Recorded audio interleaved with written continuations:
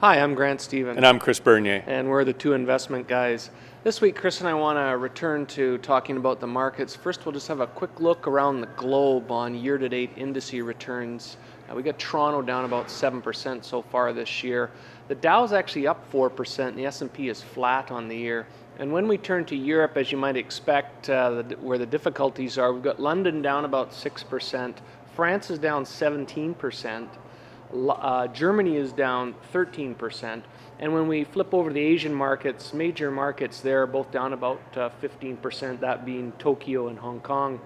Now, there continues to be high levels of volatility in the market. Chris and I have said for what seems like many months now, we're not expecting that to go away anytime soon.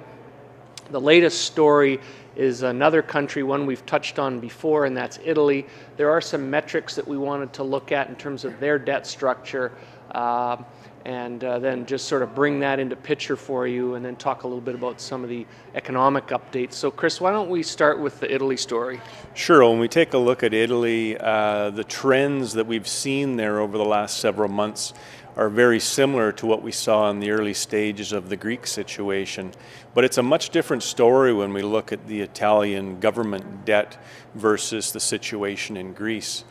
Net foreign debt in Italy is about 26% of their GDP, gross domestic product, versus Greece, which is about 45%.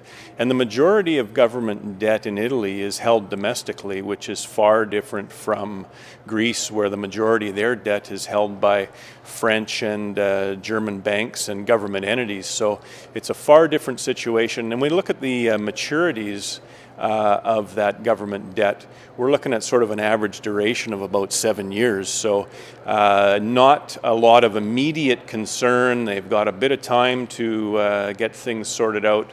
And again, the fact that their debt is held domestically makes them far different than the Greece, where they're relying on outside sources for their funding. Almost every month it seems to meet the paycheck numbers for Greece. Now, what else is interesting is, and the caution here is that the cost of Italian borrowing is going up almost every week. It's still far less than Greece, but it's at a peak since 1997, where their 10-year bonds are being priced around the 6.7% number. Now, that bond portfolio sits on their balance sheet of a country that owes money at probably 4.5%. So you can see how the interest costs we know are going to rise. And in an economy, Chris, that isn't really flourishing, that's not a great thing. So austerity is probably going to come down the pipe for them as well. Now, I wanted to talk quickly about on some of the economic fronts. We saw that some of the earnings reports were about 88% of the way through the S&P 500 third quarter numbers. Chris, pretty decent overall. We're seeing some strengths and some weaknesses. Overall, they're meeting expectations. Now, the caveat we'd put on that is these expectations have been lowered over time. However, it's important to note that there's very much a profit scenario going on. And then recent employment numbers, Chris, decent but not robust, certainly not giving us any signs of a contraction. And that's leading us to the conclusion that we're moving a little bit further away from the notion that the U.S. economy is going to dip into recession. That's right. I think that's fairly clear now when we look at the manufacturing data, the employment data. Those aren't numbers that you typically see leading into a recession. Usually you see those numbers fall off a cliff. So what should somebody be doing in this situation? Well, our view hasn't really changed.